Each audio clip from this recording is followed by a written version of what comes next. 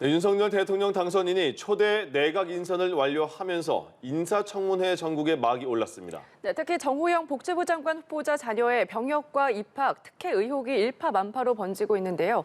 국회 취재기자 연결해서 자세한 내용 알아보겠습니다. 박철웅 기자.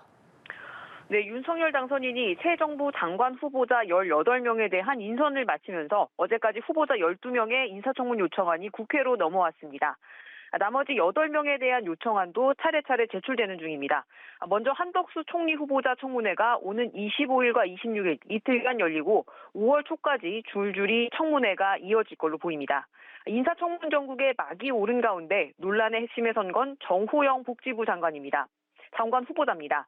자녀의 입학과 병역 등과 관련한 각종 의혹으로 제2의 조국 사태 아니냐는 말까지 나오는데요. 정 후보자가 경북대병원 부원장이던 시절 두 자녀가 경북대 의대 편입학 시험에 합격해 아빠 찬스 의혹을 받고 있습니다.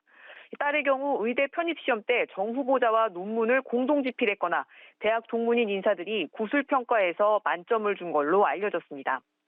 정 후보자 아들은 첫 병역 판정 검사에서 현역 판정을 받고 이후 사회복무요원 소집 대상인 4급 판정으로 바뀌는 과정에서 정 후보자가 속한 경북대병원에서 척추 질환 진단을 받았고 병역 의혹이 불거진 상태입니다. 정 후보자가 최근 측근에게 사퇴 의사를 밝혔다는 보도가 나온 가운데 인수위는 정 후보자가 사퇴 의사를 밝힌 적이 없고 언론 보도는 오보라고 밝혔습니다. 정 후보자는 엉뚱한 이야기를 띄우며 사퇴를 바라는 세력이 누군지 궁금하다고 밝히기도 했습니다. 민주당은 한동훈 후보자에 대해서도 낙마 1순위로 벼르고 있습니다. 민영배 인사청문 TF단장은 상상을 초월하는 엉뚱한 인사라면서 한 후보자에 대한 인사청문회 자체를 거부하는 걸 검토 중이라고 밝히기도 했습니다.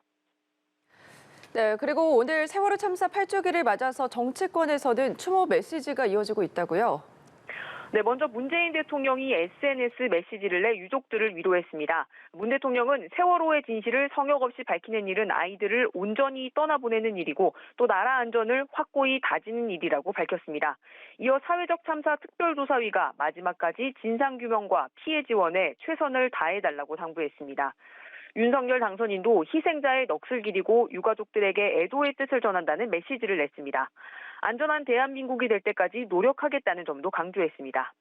여야 지도부는 안산에서 열린 세월호 8주기 기억식에 나란히 참석했습니다. 지금까지 국회에서 전해드렸습니다.